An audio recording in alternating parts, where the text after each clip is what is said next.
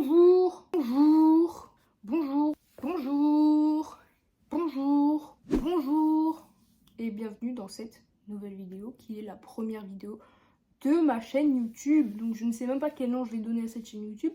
Ça sera écrit là, donc je vais faire un petit logo, etc.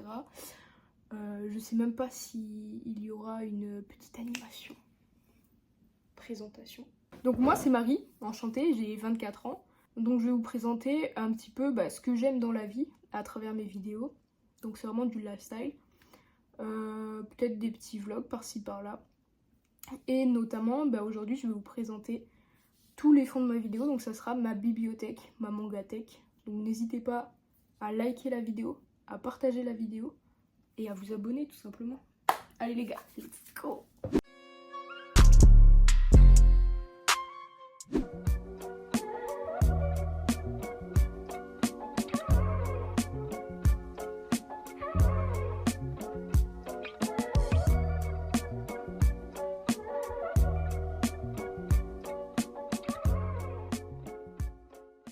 Donc on se retrouve avec ma première étagère, donc avec Dragon Ball, le premier manga que je vais vous présenter. Il y a aussi mon poisson sushi. Donc Dragon Ball, pour faire simple, c'est un manga d'Akira Toriyama qui suit les aventures de Son Goku, un petit garçon qui a une queue de singe, qui est passionné d'arts martiaux. Avec ses amis, il part à la recherche des 7 boules de cristal, des artefacts magiques capables d'exaucer des vœux.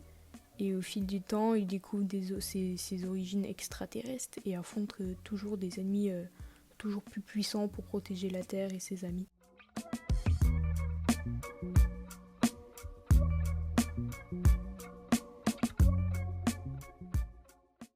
Le second manga que je vais pas pouvoir vous présenter, c'est Doro parce que je viens juste de le recevoir, donc collection complète en 23 tomes pour mon anniversaire. Du coup, je vais pas pouvoir vous en parler dans cette vidéo.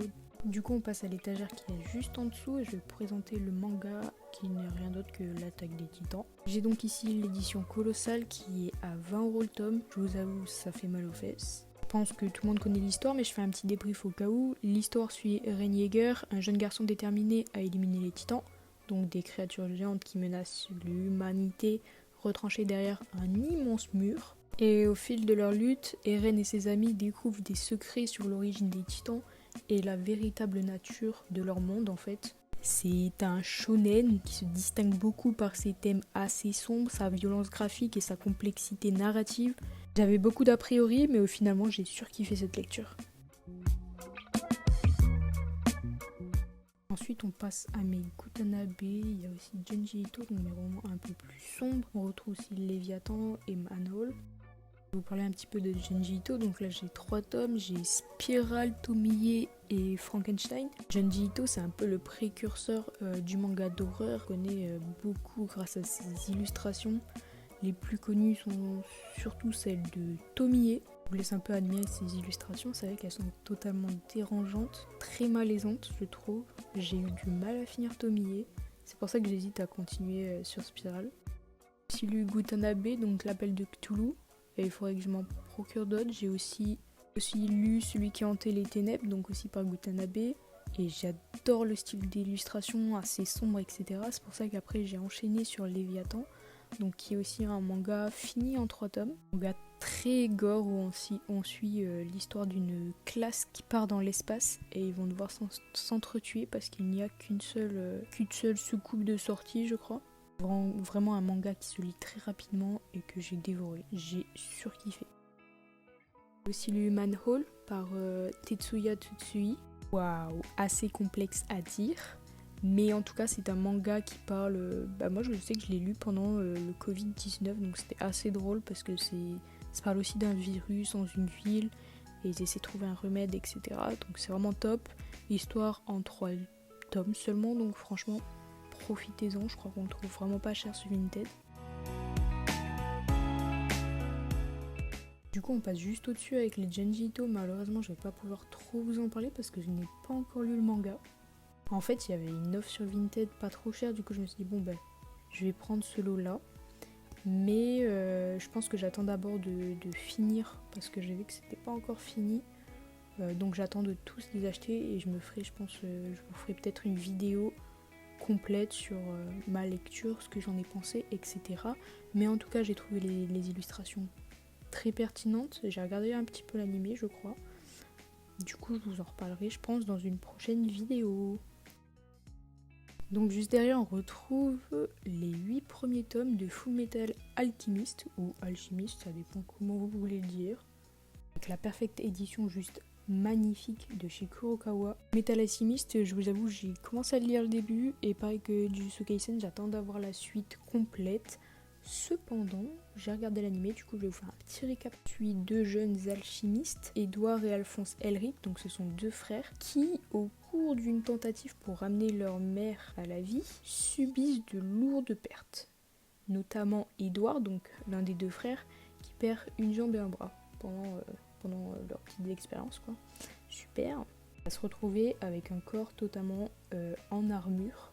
Et pour retrouver ce corps, il va falloir qu'ils aillent chercher la pierre philosophane. Donc c'est un artefact légendaire avec de pouvoirs immenses. Et du coup, on va suivre tout leur petit cheminement. Et je trouve cette histoire vraiment bien menée, bien construite et très jolie avec de magnifiques illustrations. J'attends donc de pouvoir lire la suite, mais sinon je vous conseille l'animé.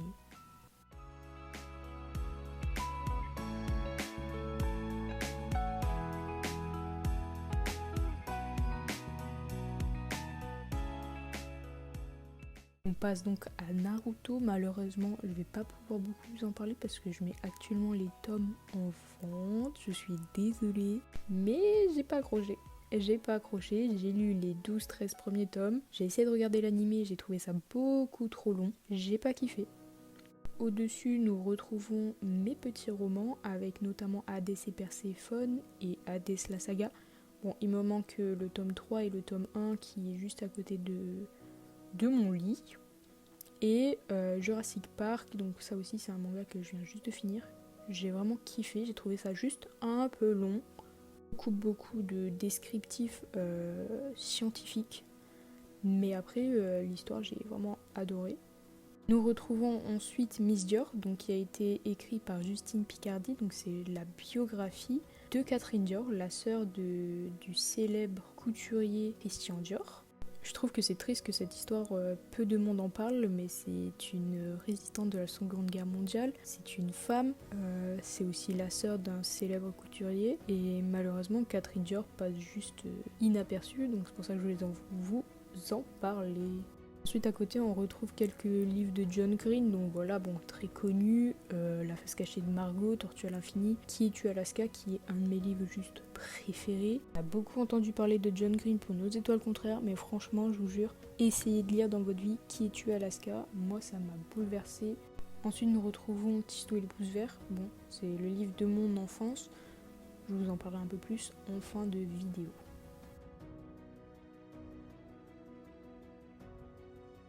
Derrière, j'ai juste 2 tomes d'Harry Potter édités par Mina Lima et illustrés par Mina Lima, qui sont juste des livres juste magnifiques. Ils ont fait aussi, j'ai vu Peter Pan, il y a La Belle et la Bête. Bref, franchement, vous voulez faire de beaux achats ou offrir de beaux cadeaux, n'hésitez pas, Mina Lima, source sûre.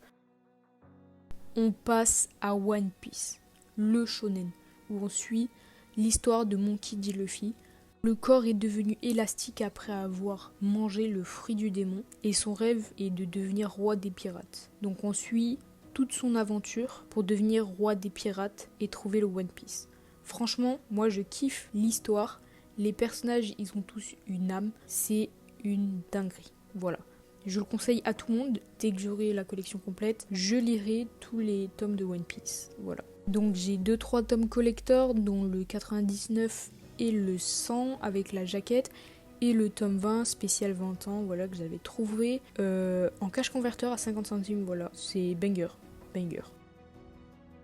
Juste au-dessus, on retrouve Yu Yu Hakusho avec cette magnifique fresque. C'est pour moi une grosse révélation, j'ai juste adoré, je suis actuellement au tome 9. Je le lis tous les soirs, donc du coup c'est pour ça que le tome n'est pas là. Et oui, si vous reconnaissez les illustrations, c'est parce que c'est le même illustrateur que Hunter x Hunter. Et vraiment, j'adore. Chaque personnage a vraiment une âme, a vraiment son aptitude, ses capacités, son physique Et vraiment c'est trop bien parce que c'est vrai que des fois il y a des mangas où moi je me perds un petit peu avec les personnages qui se ressemblent beaucoup, mais là vraiment j'adore. Donc Yu Yu Hakusho, en fait on retrouve le personnage principal de Yosuke, qui est un adolescent qui aime se bagarrer, il a 14 ans et du jour au lendemain il meurt. Sauf que en fait, dû à cet acte héroïque, il se retrouve ressuscité, sauf qu'il devient détective du monde des esprits. Il est chargé d'enquêter sur les phénomènes surnaturels et de combattre les démons qui menacent le monde des humains. Au fil de l'histoire, à aucun moment j'ai ressenti un relâchement ou quoi dans ma lecture. Franchement, j'adore, n'hésitez surtout pas à lire.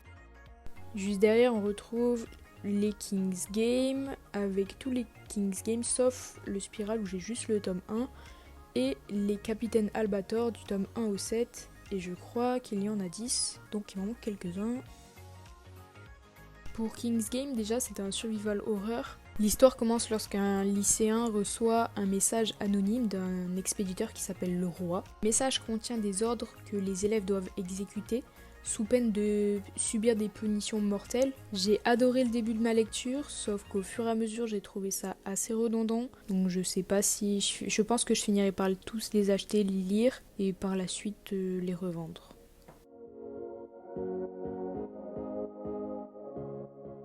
Pour Albator, je passe vite fait dessus parce que j'ai pas encore lu. J'attends de tout acheter pour tout lire d'un coup. Un petit peu comme Jujutsu Kaisen. On passe maintenant au Demon Slayer où j'ai la collection complète avec 2-3 collectors je crois. Je suis en cours de lecture pour Demon Slayer, je suis actuellement au tome 15. Ici on suit l'histoire de Tanjiro qui est un jeune vendeur de charbon dont la famille a été massacrée par un démon.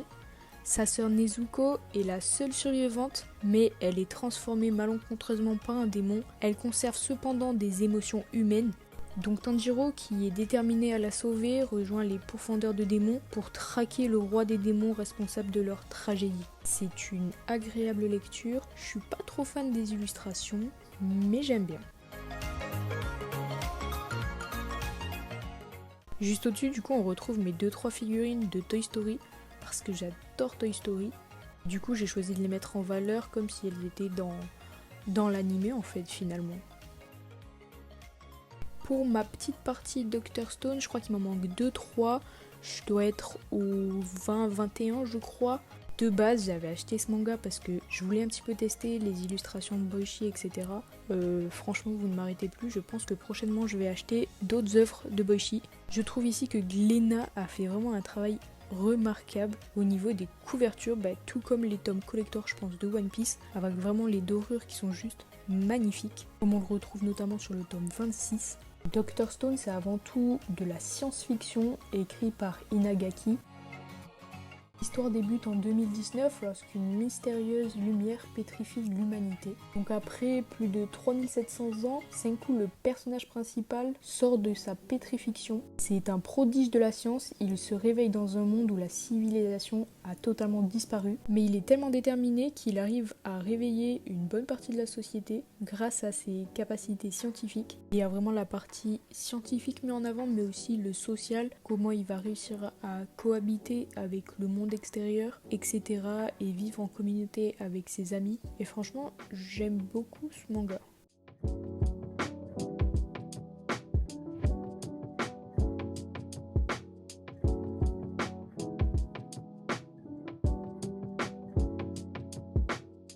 Juste au-dessus, on retrouve 20th Century Boy de Naoki Urasawa. C'est un seinen publié en 1999 jusqu'à, je crois, 2006 ou 2005.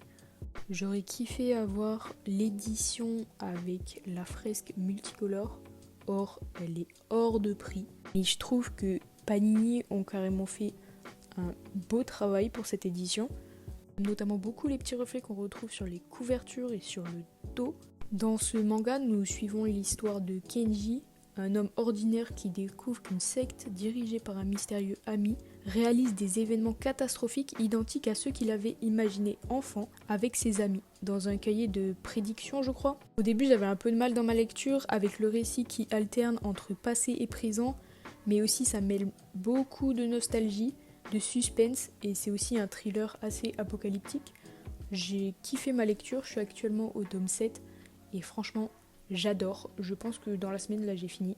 tellement kiffé que je suis en train d'essayer de trouver la suite de Billy Bat, d'ailleurs, que vous allez voir par la suite.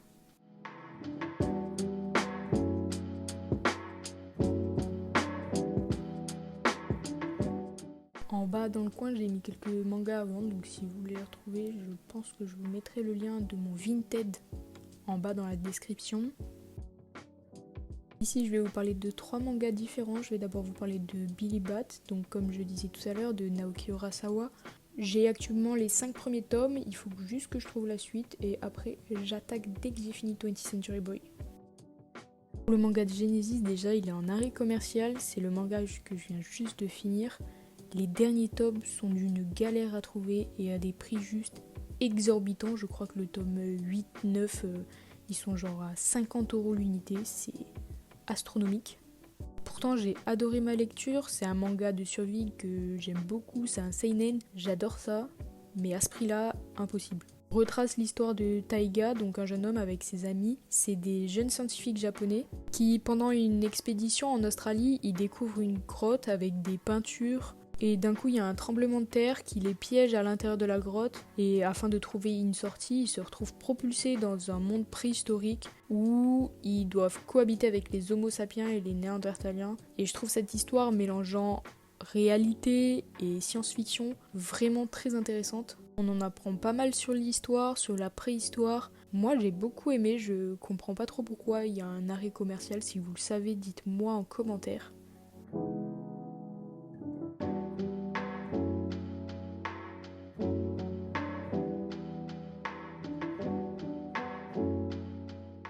On passe ensuite à mes BD, donc mes 2 BD d'enfance, qui ne sont rien d'autre que Les Légendaires et La Rose écarlate. Il a été publié par Delcourt. Il y a actuellement 23 tomes. D'ailleurs, je viens de capter que je n'ai juste qu'au tome 20. Les Légendaires, c'est une série fantastique créée par Patrick Sobral en 2004. Beaucoup d'autres séries comme Origine, Parodia, Les Chroniques de Darkel, Mission, Résistance. Bref, en gros, ils ont fait beaucoup de hors-séries. Je crois même qu'il y a un temps où ça passait même à la télévision et je viens de voir qu'il y a un film prévu pour janvier 2026. C'est l'histoire de 5 jeunes héros qui affrontent le sorcier Darkel et franchement je vous conseille vraiment de regarder cette BD ou même l'animé finalement. Pour la bande dessinée La Rose écarlate, c'est une romance écrite par Patricia Lifong, si je me trompe pas dans le nom de famille. Ici aussi, il y a 21 tomes et plusieurs spin-offs, dont La Rose écarlate Mission, que je crois que j'ai 2 tomes. Ici, on suit l'histoire de Maud Delaroche, c'est une jeune femme passionnée d'escrime qui veut faire justice en fait à l'assassinat de son père. Ce que je me souviens avoir bien aimé dans cette BD, c'est la quête de justice et aussi l'émancipation de la femme et l'intrigue un petit peu romantique.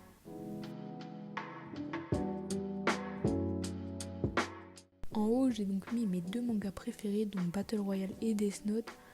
Battle Royale, c'est un seinen en 8 tomes. Ici, c'est l'Ultimate édition, je crois, aux éditions Soleil. Il plonge le lecteur dans un Japon totalitaire où chaque année, une classe de collégiens est sélectionnée pour participer au programme, qui est un jeu en fait mortel où les élèves doivent s'entretuer jusqu'à ce qu'il reste qu'un seul survivant. Bon, c'est quand même une histoire pour public averti, il y a quand même des scènes un peu olé olé, on va pas se mentir, et beaucoup de scènes gore, mais ça joue aussi avec la psychologie. Je crois qu'il y a 1 ou 2 films qui ont été adaptés, et franchement, vous pouvez aussi les regarder. Et on finit donc avec mon shonen préféré qui n'est rien d'autre que Death Note. Écrite par Oba et dessinée par Obata, c'est l'histoire d'un lycéen brillant qui découvre un cahier surnaturel, donc le Death Note, permettant de tuer toute personne dont on écrit le nom et en visualisant son visage. Donc Light, en détenant le Death Note, décide d'éradiquer le crime et devient donc le justicier Kira, mais ses actions arrivent à l'intention de L, qui est un détective mystérieux qui est juste déterminé à l'arrêter. Ce que j'aime beaucoup, c'est la psychologie qu'il y a derrière le manga, donc tout ce jeu entre est-ce qu'il fait les bonnes actions, est-ce que tuer quelqu'un alors que c'est un criminel, est-ce que c'est un crime ? Clairement oui, mais j'aime bien en fait toute la psychologie qu'il y a derrière. franchement lisez ce manga. C'était donc le dernier manga.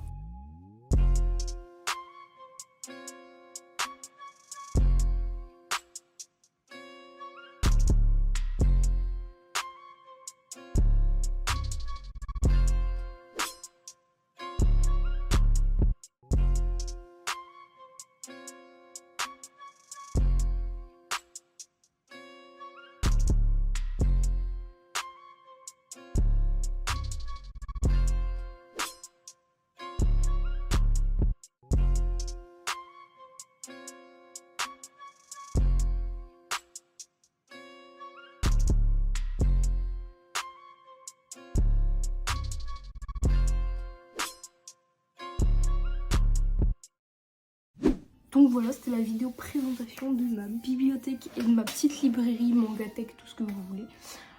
Après, si vous voulez savoir ce qu'il y a, par exemple, comme livres ici, donc qui sont plus des livres de design, comme je l'ai dit dans la vidéo, n'hésitez pas à me le dire en commentaire. Au moins, je vous présente mes livres de design, je vous en parle un petit peu, de qui sont les designers, etc. Ça peut être toujours intéressant. Et on va ouvrir un petit colis ensemble que j'ai reçu, un petit colis Vinted. Tac, je vais chercher un ciseau. Que si je ne me trompe pas, c'est un de mes livres préférés. Du coup, un livre qu'il y a déjà ici. On va essayer de ne pas l'abîmer en temps. Il commence à faire chaud. Je sais pas si vous êtes du sud, mais alors moi, je commence à mourir. Et voilà, c'est un de mes livres préférés. Donc, comme je vous ai dit, Tistou et les pouces verts. Je le voulais grave dans cette édition-là. Il est vraiment magnifique. Magnifique. Et voilà. Du coup, bah, c'est plus un livre pour enfants, un livre illustré.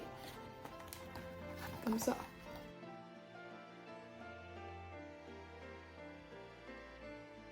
Et je suis juste fan. Genre, c'est vraiment le livre de mon enfance avec Moustache le jardinier, avec... Franchement, j'adore, c'est poétique, c'est magnifique, les roses qui sortent des canons, etc. Pour ceux qui connaissent, voilà, vous avez la ref. En tout cas, merci d'avoir regardé cette vidéo. Franchement, c'est une vidéo qui me tenait assez à cœur. C'est vrai que j'aime bien, moi, regarder tout ce qui est Mangatech, tout ce qui est librairie, etc. pour apprendre à découvrir en fait les personnes en fonction de ce qu'ils aiment, etc. Donc j'espère que cette vidéo vous a plu. Et sur ce, bah, je vous dis à la prochaine. Bye bye.